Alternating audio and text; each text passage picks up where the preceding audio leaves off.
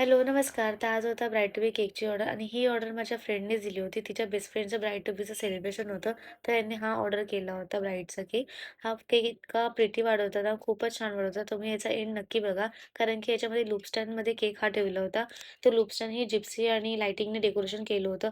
इतका चांगला लूक देत होता ना केकला. खूप छान वाटत होतं आणि ह्याचं कॉम्बिनेशन व्हाईट आणि गोल्डन असल्यामुळे ना, तो रिच वाटत होता केक.